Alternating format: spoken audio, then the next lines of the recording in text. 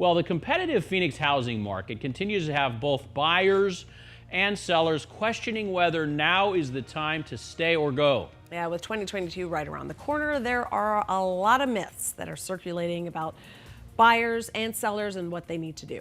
The 12 News Team 12's Jen Wall joins us live now from Phoenix. Jen, all right, what do we need to know if we're looking to jump into the real estate game anytime soon?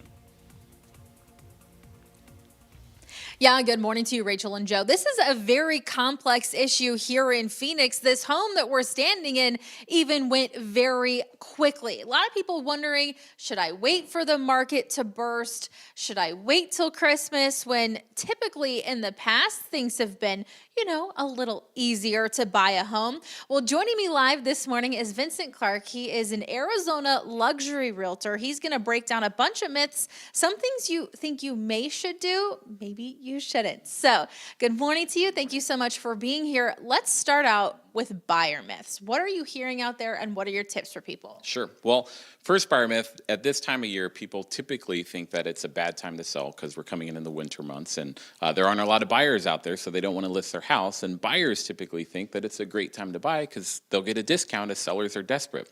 Well, both sides can throw that myth out the window. That's just not true because of supply issues right now. Yeah, everything is just so crazy because of COVID, the pandemic, so many things that we went through. All right, Vincent, what about seller myths? What are you hearing that sellers are doing maybe they shouldn't do? Sure. Well, most people know that we're in a seller's market, a pretty extreme seller's market right now. So a lot of sellers think that it's really simple to sell their house and they can throw any house up on the market, no matter the condition, no matter if they've cared for it, no matter what it looks like, and it'll get top dollar and they'll get 50 grand over asking price, and that's just not true. Okay, so you got to give it a little TLC. Like this kitchen here, it looks super nice. You got the Subway backsplash, the white cabinets, a lot of the handles. Love seeing that. Okay, so we're looking to wrap the year. It's very competitive out there, unfortunately, for buyers, first-time home buyers struggling.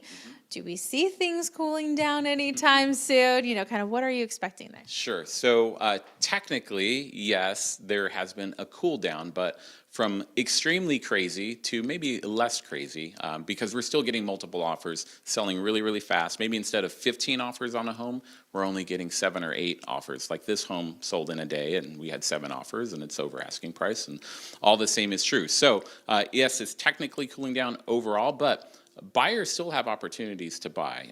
I know if you're a cash buyer, that certainly helps out a ton, but it's not the end-all be-all, and buyers still can compete. I would highly recommend having a talented, experienced agent working for you, especially as a buyer. Having an agent doesn't cost you any money, and they can really fight for you and get an offer accepted that's not necessarily cash. Yeah, it seems very stressful for everybody, but there are some folks getting into their dream homes right now, which is good to say. All right, thank you so much for joining us. We really appreciate it. Coming up live at 6:45, we're going to stay with the home theme. Plants, right? House plants have been huge throughout the pandemic. Well, there's a new place opening up here in the Valley, and you can host plant parties there. So we're going to break it all down, see what it's all about. If you have a little bit more of a black thumb with, like myself, I seem to keep killing these things at my house. We're going to get some tips to help you keep them alive as well.